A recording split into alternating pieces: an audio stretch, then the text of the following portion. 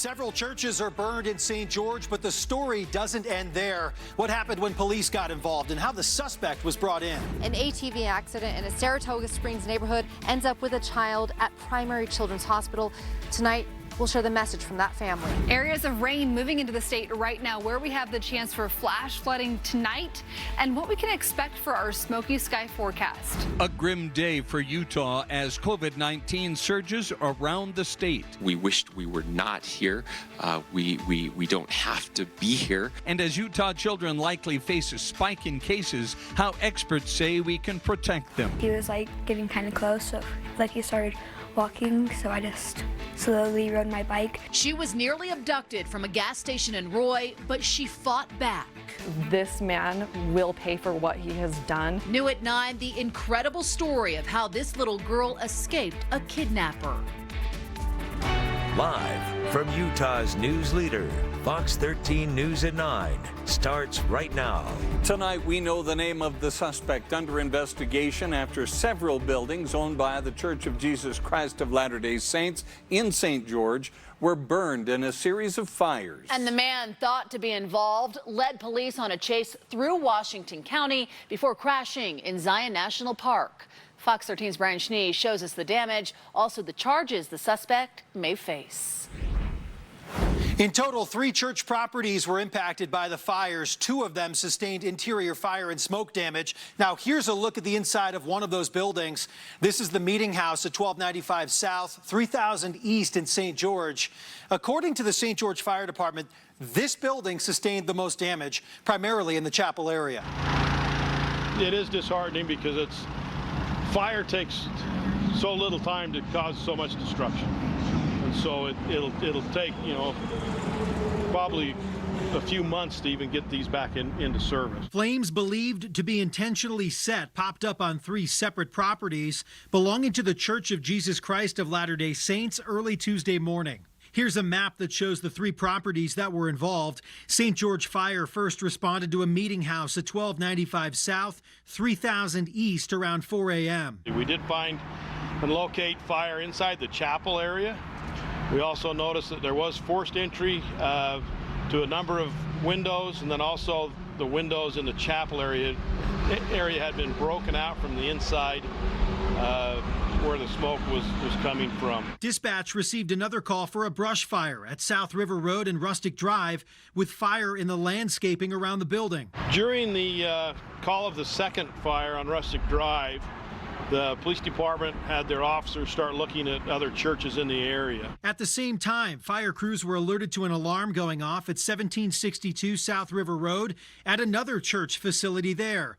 A police officer arrived on scene. As he was pulling in, he also noticed smoke coming from the building, and a male exited the building and jumped in the van and took off. The suspect led numerous law enforcement agencies on a pursuit through Washington County, including through the towns of Hurricane and Springdale, where the minivan was spiked twice. And it wasn't until the vehicle got into Zion National Park that it ended up crashing near a bridge in there, and the officers were able to take the subject into custody. The suspect's vehicle also caught fire, and he sustained minor injuries. Fox 13 has learned that St. George police took Benjamin Johnson into custody, who was booked on a number of felony charges, including arson and evading law enforcement. In this situation, obviously, there was the connection was that they were all 3 LDS churches, all within pretty close proximity to each other, and the suspect that was arrested has resided in this area in the past. 2 meeting houses sustained interior fire, smoke, and water damage. One of them did not have a fire suppression system. All 3 fires are deemed suspicious by investigators. It remains unclear what the man's motive may have been. Now, according to Chief Stoker, anytime that places of worship are involved in an incident kind of like this, the investigation will involve the State Fire Marshal's Office, the Bureau of Alcohol, Tobacco, Firearms, and Explosives, and potentially the FBI. Brian Schnee, Fox 13 News, Utah. The Church of Jesus Christ of Latter-day Saints reacted to the fires in a statement saying, quote, "We are saddened by the intentional damage that has occurred at 3 of our meeting houses in St. George. Our church buildings are places of worship and community gathering where all are welcome. We are fully cooperating with authorities as they conduct their investigation, and inquiries about these incidents should be directed to them." A student at Treasure Mountain Junior High in Park City is now facing a misdemeanor charge after video on social media showed him stuffing another student into a trash can before slamming him to the ground. At the request of the family of the victim, Fox 13 News is no longer airing video of the incident. The Summit County Sheriff handled the investigation, and the Summit County Attorney sent the petition to juvenile court yesterday. In Grand County tonight, an anonymous business owner is offering a $10,000 award to help solve the murders of two women. 38-year-old Crystal Turner and 24-year-old Kylan Schulte were found in the LaSalle Mountains, shot and killed nearly 2 weeks ago now. Deputies are working with the FBI and the Utah Bureau of Investigations on the case. Call the Grand County Sheriff's Office if you can help investigators out. New tonight, a Saratoga Springs family is sharing their message after their son was seriously injured in an ATV accident. Fox 13's Lauren Steinbrecher explains how an innocent mistake almost cost a life in a story you'll only see here. It's an easy way to zip around and pretty common in Utah neighborhoods. I see a lot of ATVs going around up and down the streets. So it wasn't too unusual when friends stopped by to pick up Joel Huebner's son Rhett on a utility ATV a couple weeks ago. He said, well, you need to be careful on that. They just ride around the neighborhood a little bit, and then they were going to go over and hang out with some friends and play some games. But less than 10 minutes later, they came down the street and they kind of got too close to the curb and they started to wobble a bit and they hit the curb, which caused them to do a 180 and then tip over. And then everyone was thrown out. Joel says the ATV came to a rest here. Rhett was thrown out into this flower bed. His shoes were knocked off, his socks were torn up, but the biggest thing was how hard he hit his head. No one was wearing a seatbelt or helmet. All 6 boys were hurt, Joel says, some with extensive road rash, knocked unconscious with concussions and broken bones. Rhett was the worst off. Doctors soon discovered a brain bleed. The doctor said if we don't get him up to Primary Children's Hospital, this can be fatal.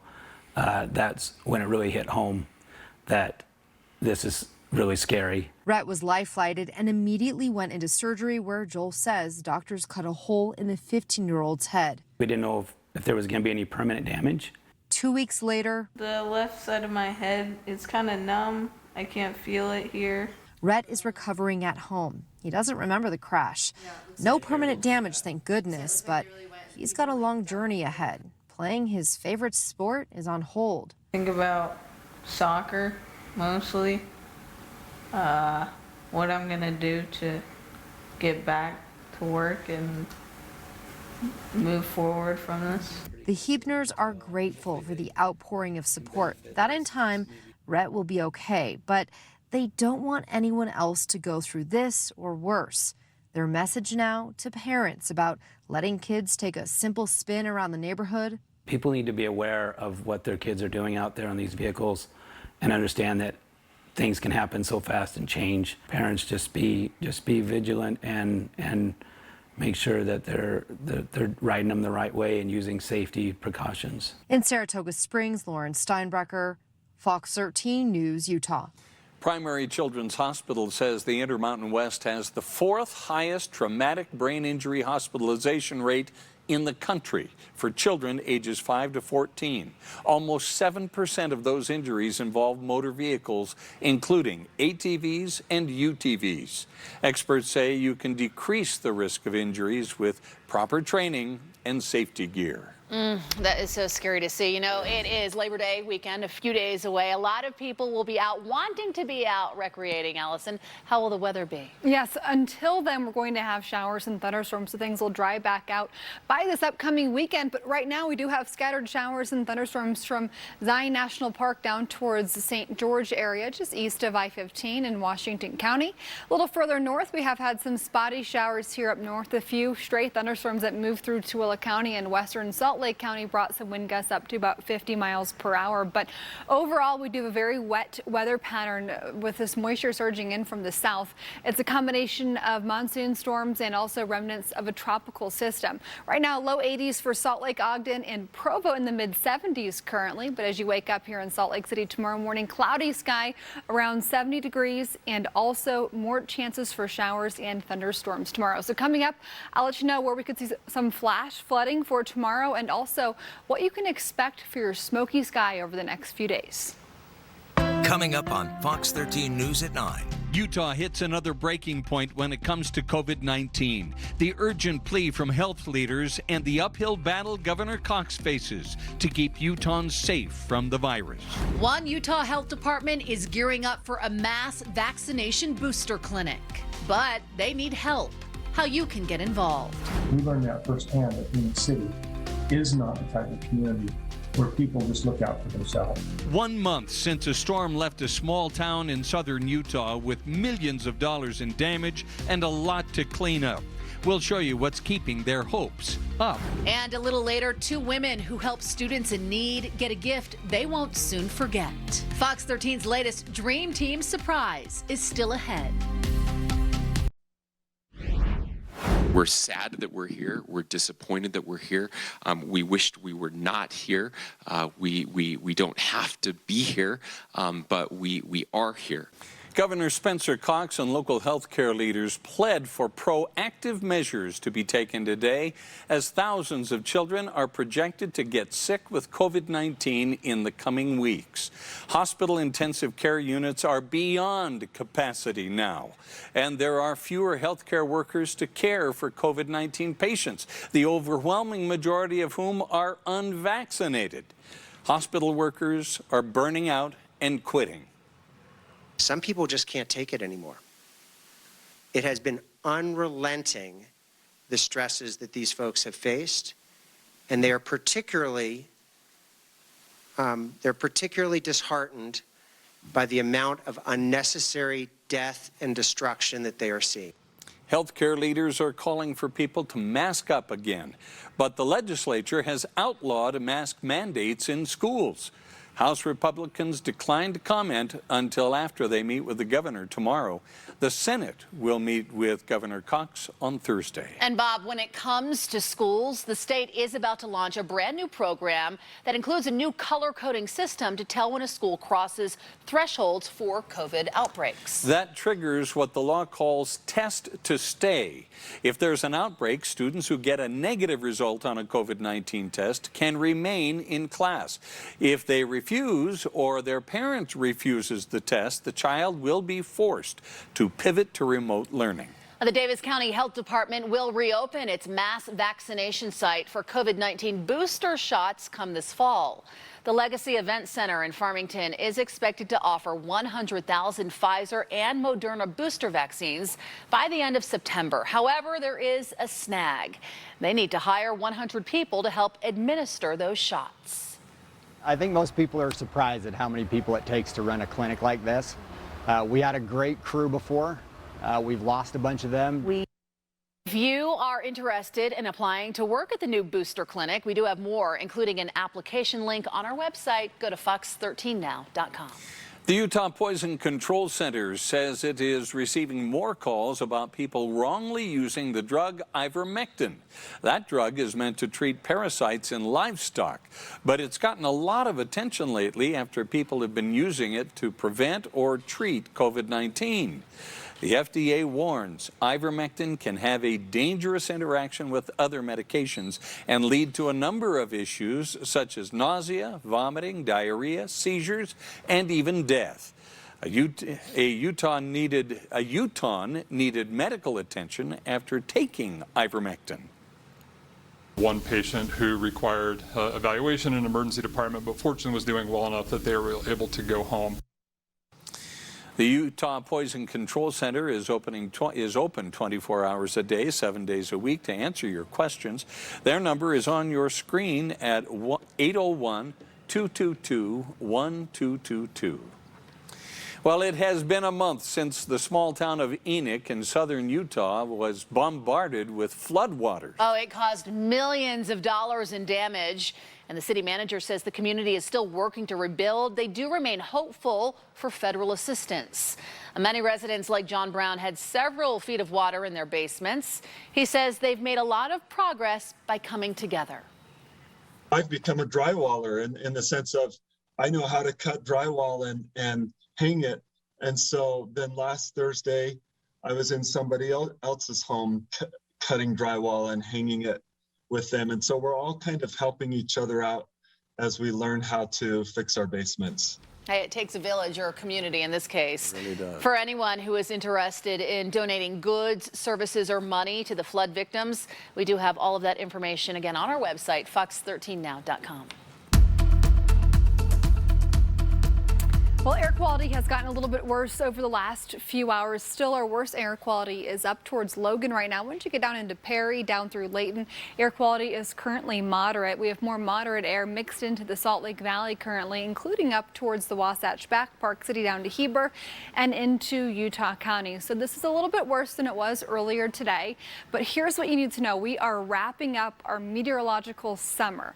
The kids will tell you summer ended a few weeks ago when they went back to school, and September 22nd is technically the end of summer as most people know it, but our meteorological summer goes by months. And so we are starting fall heading into tomorrow and wrapping up a tie of our hottest summer ever here in Salt Lake City. So the last 3 months averaging 80.9 degrees. We're tied with 2017 for our hottest summer here in Salt Lake. Most of our recent years have actually been setting those records, and a normal summer temperature here in Salt Lake averages for temperatures about 77 degrees. So we were above average for those averages, and we do have our temperatures that are going to be quite a bit cooler for tomorrow. So we've got moisture surging into Utah. This is a combination of monsoon storms and also a combination added in there will also be the remnants of a tropical system. So tracking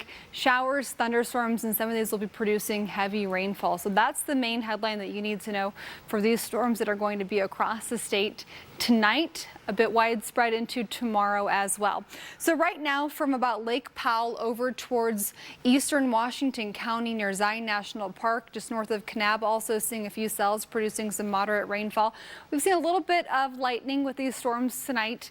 Quite a bit of gusty wind. Eastern Tooele County, we had some thunderstorms 2 hours ago that brought wind gusts about 45 to 50 miles per hour, but the flash flood watches will be in effect until tomorrow night at midnight for much of Utah. So Bryce down through southeastern Utah towards the Four Corners and then down into southwestern Utah towards Nevada, we have flash flood watches that'll be in effect. Tomorrow morning here in Salt Lake, about 70 degrees, cloudy sky here in Salt Lake City, and then our storm threat for tomorrow does bring that chance for thunderstorms all the way up along the I-15 corridor from Idaho down into Nevada and Arizona. So heavy rainfall possible in the overnight hours by the time that you wake up tomorrow morning, especially across the central part of the state and southern part of the state. That's where we're going to see our heaviest rainfall this evening. So St. George, mid-80s tomorrow into the 90s after that. And then for Labor Day weekend, we're close to 100 degrees.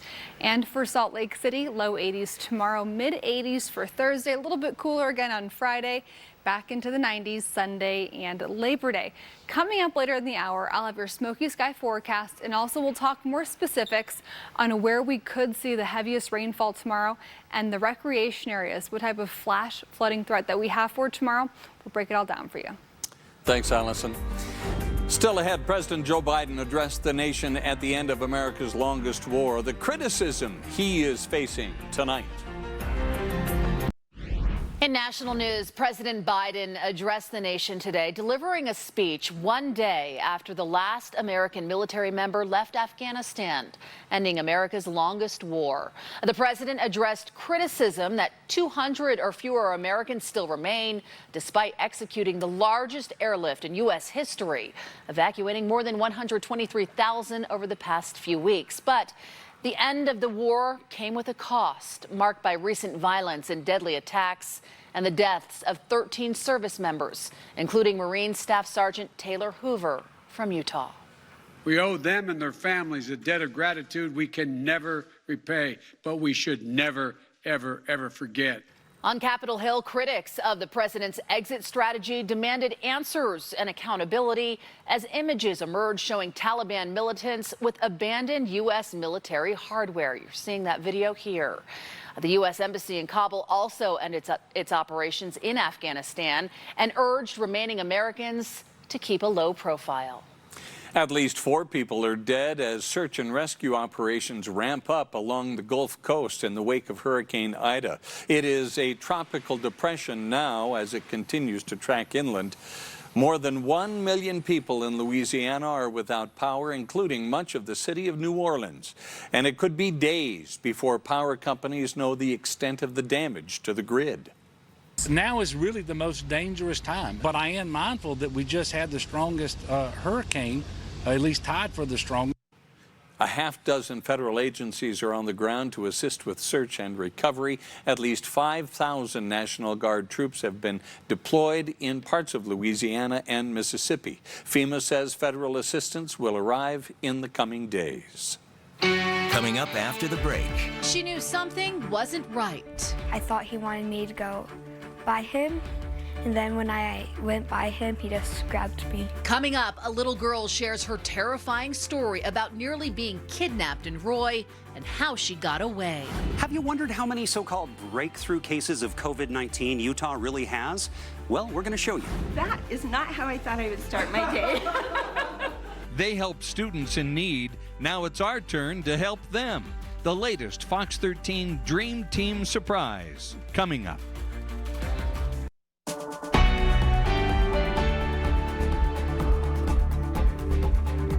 New tonight, we are hearing from the victim of an attempted kidnapping. Friday night, police say a registered sex offender grabbed a 10-year-old girl at a gas station in Roy before she fought back and escaped. And tonight, that little girl is sharing her story.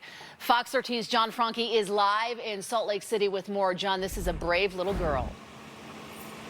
Certainly is, and to say this was the scariest moment of this young girl's life would be an understatement. But in that moment, she decided to fight back, and she says that may have saved her life. I just got a strange feeling, so I try to stay behind him, so I wouldn't get too close. Journey Brown had that strange feeling inside this convenience store in Roy. Turns out that intuition about the stranger inside the store was spot on. As she rode her bike home, he just grabbed my neck like this. Journey said she screamed and managed to get away. She rode her bike as fast as she could and was home within 15 seconds. She said, someone tried to hurt me. And hearing those words from your baby is probably the scariest feeling. Journey's mom called the police. Thanks to her detailed description and surveillance video from the store, investigators were led to this man, Richard Rodney Palmer, a convicted sex offender. Police say he confessed to the crime and admitted he wanted to sexually assault the child. My first instinct was to fight and not to do anything else but fight. The family is sharing their story now, hoping this example helps others find the courage to escape. That no matter what, in situations like this, you fight back. My mom told me after, when I got home, she said, we may have never seen you again, because if he got me off my bike, that was probably the end. We've taught them to scream, to fight, to yell. I said, I don't care if they have a gun and they say they're going to shoot you, you scream, because as soon as you're gone, you're gone. And that suspect is being held without bail. The Brown family wants to thank the Roy Police Department for the work that they did to get him off the streets as quickly as possible. Reporting live in Salt Lake City tonight, John Franke, Fox 13 News, Utah. John, thank you. A South Jordan baby girl was rushed to the hospital today after being found unconscious in a bathtub. Police say it happened near 102nd South and 48th West at about 11 this morning. They say 2 children were in the bathtub when their mother stepped away for a brief moment. When she came back, the 1-year-old girl was underwater. She was rushed to the hospital in critical condition. Tonight, there are new COVID-19 protocols that people will need to follow the next time they go see a show at the Eccles Theater in Salt Lake City. The venue now requiring people to have proof of being fully vaccinated or a negative COVID test result in order to attend any live event at the theater. A paper or digital version of the vaccination card is acceptable. People need to have been fully vaccinated at least 14 days before the event. If someone opts for a negative test instead, the test must be from 48 hours prior. A boa constrictor has been found in Sandy, and animal service officers need your help to get it back home safely. They picked up the 5-foot-long reptile near 101st South and 19th East today. If you are the one who is missing this large serpent, you're asked to contact the Sandy City Animal Shelter to pick it up. A report published today by USA Facts shows the COVID-19 vaccines have dramatically reduced hospitalizations among the vaccinated. Now, that is despite the Delta variant of the virus leading to more so-called breakthrough cases. Going in depth tonight, Fox 13's Max Roth takes a look at how Utah numbers compare to those around the country. Utah provides really valuable numbers on breakthrough cases, and they do show the same things in terms of what we're seeing nationally. The vaccine clearly lowering case rates, hospitalizations, and deaths. The problem is we're still under-vaccinated as a state. This past Friday, 1,603 people in Utah tested positive for COVID-19. It's the highest one-day total since January 27th. 1,360 of those testing positive were not fully vaccinated. 243 were fully vaccinated in Friday's cases, about 15%. Despite being nearly half of Utah's overall population, vaccinated people are a tiny fraction of Utahns hospitalized with COVID-19, and they are a smaller portion of Utahns dying of COVID-19. Of those almost 1.6 million fully vaccinated Utahns, 10,318 have tested positive, 567 have been hospitalized, and 52 fully vaccinated Utahns have died of COVID. But vaccinated Utahns are worse off than vaccinated people in other states. A new report from USA Facts uses Massachusetts as an example. They have more than 2 times Utah's population and 3 times the number of vaccinated people. Fully vaccinated residents of Massachusetts, though, are 40% less likely than fully vaccinated Utahns to get COVID-19. That's because we have about 48% vaccination in Utah. Massachusetts has 66%. A vaccine is meant to help us individually, but it's supposed to subdue a virus at the population level, too. Vaccinated individuals in Utah are less safe from COVID because more people around them are not vaccinated. In studio, Max Roth, Fox 13 News, Utah. Still to come, after being in business for more than 80 years, an Ogden bakery goes up in flames. What the owner of Topper Bakery is saying tonight. Investigators in Ogden are trying to determine what started a fire that destroyed an iconic bakery late last night. Fox 13 News spoke this morning with the son of the man who founded Topper Bakery. He says his father opened the business in 1939 with $14 in the till and some fresh baked goods. But today the owners sifted through the rubble and the memories left behind. I hated to come to work some days, but on a day like today, it's just another family death. The owners posted on social media today apologizing to customers for the inconvenience to them as a result of this fire. Despite what happened, they are optimistic they will be back. Utah's Liquor Control Authority says a very popular holiday drink could be in short supply this year.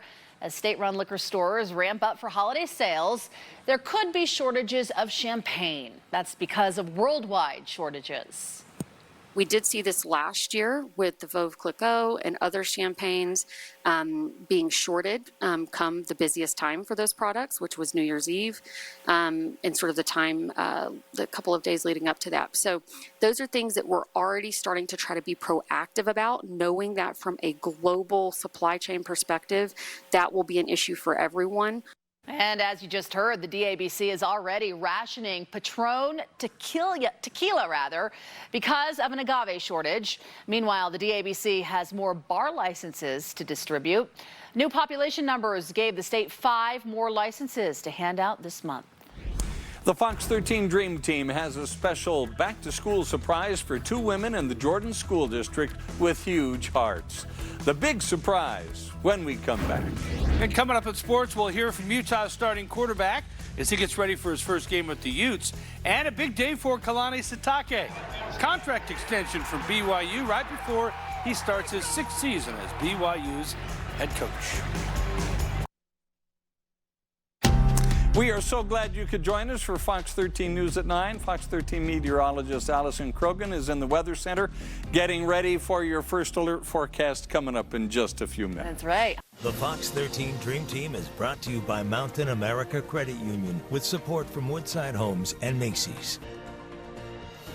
Utah school children going back to school sometimes need a little extra help. Some of them may be hungry, without clothes that fit, or even homeless. Many schools have what they call a principal's pantry, where students who need help can get it.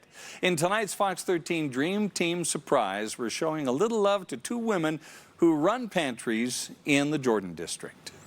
Today we're going to be surprising 2 amazing women that give of themselves to help kids in need. Robin Luke has organized the Principal's Pantry at West Jordan High. It's a no-judgment zone for students whose families struggle a bit. It has food, clothing, even shoes. Robin gets donations, but also gives from her own pocketbook to keep the pantry stocked.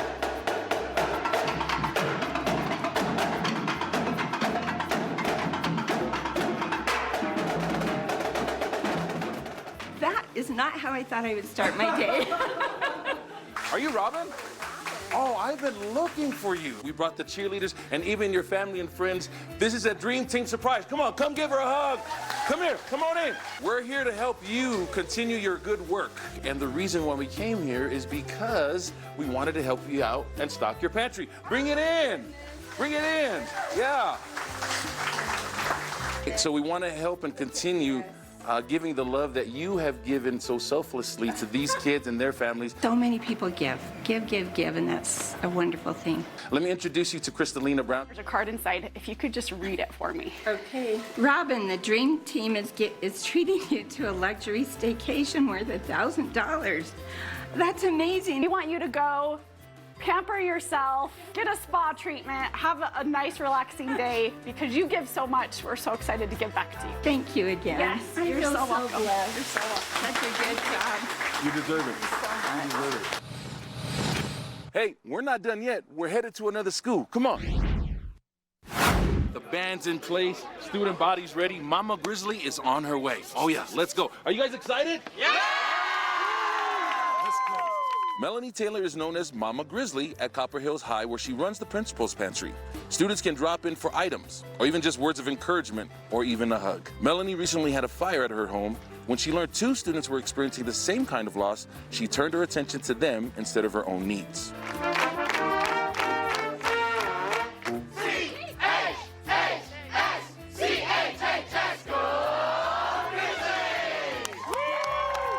Hey, how are ya? Great, how are you? Can everybody say hi, Mama Grizzly? Hi, my cubs.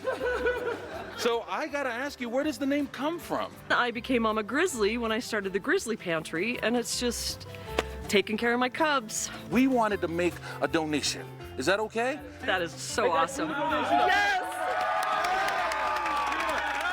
I heard that, you had something tragic happen to you and your family, and then you heard that 2 other kids were experiencing the same thing, and you decided not to worry about yourself? And I thought, well, maybe we're supposed to be the poster child for families that have house fires. And the other families, I mean, they lost, everything. Ours was just the inside. I want to bring in one more member of our dream team, Kristalina Brown. How about a round of applause for Kristalina Brown? Come on in. We're not done yet. You are such an example to all of us. Sorry, I'm not gonna cry. No, I'm gonna cry. You know, just a selfless service. So we want to give you a gift. Oh, Melanie, the Dream Team is gifting you $1,000 to help you recover from your house fire. Oh, that's like too much. Can I give it back and buy more stuff? Did you read the fine print? It said you're not allowed to use it on anybody else but yourself. It says that in here somewhere. Yeah, okay, yeah, it's in there somewhere. It is a lot. It means a lot, and it's amazing.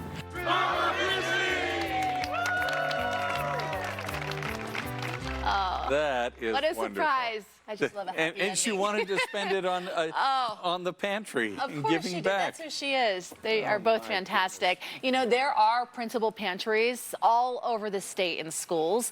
And if you'd like to help donate, we do have more information on our website at fox13now.com. And if you happen to know someone who could use an uplifting surprise, look for the Fox 13 Dream Team on our website, fox13now.com. Fill out the nomination form. Tell us all about that special someone and what would make a difference in their life.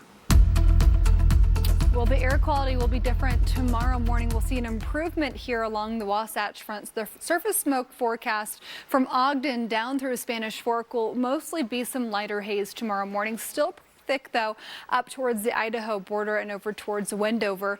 We'll see some more smoke moving into the area come Wednesday night and into Thursday. So we will have an improvement tomorrow to the air quality for northern Utah, and we have a lot of rain in the forecast for the southern and central parts of the state. A few isolated showers will be possible for northern Utah. We had a stray one of those that developed along the Wasatch Front from Tooele County into western Salt Lake County a few hours ago, but things are pretty dry right now. A few sprinkles possible out there, but we're starting to see some widespread precipitation across parts of southern Utah currently. Right now, mostly from about the Zion National Park area in eastern Washington County up towards Capitol Reef. Some spotty showers filling in, but overnight temps will end up about 65 to 70 for Provo, Salt Lake, and Ogden at 7 a.m. tomorrow, upper 50s for Logan at that time. And we're going to have the chance for some of these thunderstorms tonight to bring heavy rainfall. So we'll want to stay weather aware. I would avoid staying close to any recent burn scars in southern Utah right now. Slot canyons, normally dry washes. Those all have the potential tonight to fill up quickly with quite a bit of rainfall in the forecast. By tomorrow at 5 p.m., mid-70s for Provo, low 80s for Salt Lake, Ogden, and Logan, and St. George also in the mid-80s tomorrow. The excessive rain outlook does call for heavy rainfall as a possibility all the way up to Utah County, Wasatch back into southern Wyoming, but the areas of yellow that you're seeing, that's a little bit of a higher risk. So let's call it from Price down through Grand Junction, down through southeastern Utah, and even into eastern Washington County for tomorrow. So that's why the flash flood potential for tomorrow, the rating is expected at all of our recreation areas. So let's talk about the rest of tonight, because as these storms develop 1 a.m., this is not typically the pattern that we see in the overnight hours. We usually see with our daytime cooling starting, so usually with the daytime heating until that sun sets, and then our night continues to cool until the sun rises tomorrow morning. So typically the overnight hours, we don't really see a lot of activity if we need the daytime heating for those showers to form. But since we have monsoon storms combined with some remnants of a tropical system, Nora, we're going to have the rainfall even into the overnight hours. So 1 a.m. through 5 a.m. tomorrow. Look at this. We're tracking widespread showers and thunderstorms for about 2/3 of Utah into the day tomorrow, tracking central eastern Utah. And then we are going to continue with a few of those stray thunderstorms as a possibility through Thursday here across the state. So the rain projection, most of that rain will be along the highest terrain of central and southern Utah, but the possibility for a few showers even into northern Utah. St. George mid-80s tomorrow, low 90s for Thursday, Friday close to 100 degrees for Labor Day weekend. With the ridging, we're going to end up with some more comfortable conditions for you. Areas of smoke returns as well by Thursday, mid-80s for Salt Lake City for Wednesday, Thursday, Friday, Saturday, and close to 90 for Labor Day weekend. But just 4 days before Kalani Sitake is set to start his 6th season as BYU's head football coach, BYU announced a contract extension for Sitake that will keep him at BYU through 2025. BYU's coming off a great season. They went 11-1 finished 11th in the final AP poll, their best ranking since 1996, which led to his second contract extension. Athletic Director Tom Homo said this is about our student athletes setting them up for success. Kalani's culture of love and learning has created an incredible environment that we all are inspired by. Sitake left practice early for his coach's show, so he wasn't there when the players found out the news.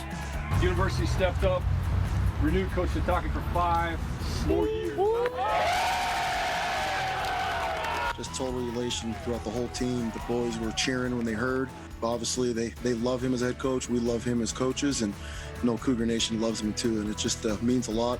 I know to him, for us to have him for that long, and the administration showing the belief in him and the direction that the program's going. So totally excited about that. Well, they're close to selling out the 65,000-seat Allegiant Stadium in Las Vegas for BYU's game against Arizona on Saturday. There's going to be a lot of Cougar fans there hoping to see another strong BYU offense. Wide receiver Gunnar Romney said camp was pretty up and down for the offense, but they really started to come together in the final days.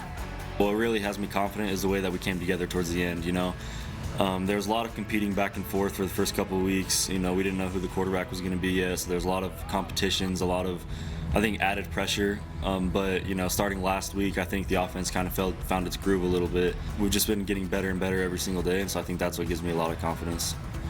Well, Charlie Brewer will get his first chance to show everyone why he won Utah's starting quarterback job on Thursday in the Ute season opener against Weber State. Started 39 games over 4 years at Baylor.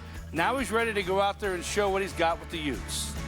Obviously, there's going to be some excitement, but there's still a task to do, right? And I still got to play well. Just because I won the job doesn't mean that I can just get complacent. Getting the opportunity to lead this team is obviously a big responsibility, and I'm up for it. He's fearless. He does everything that you need him to do. Like, he has game-winning drives. He'll dive for the pylon. He'll do all those things. It's his understanding of defenses that try and disguise. It's almost like there hasn't been anything that he hasn't seen. And so I think that's kind of his defining characteristic. We'll be right back.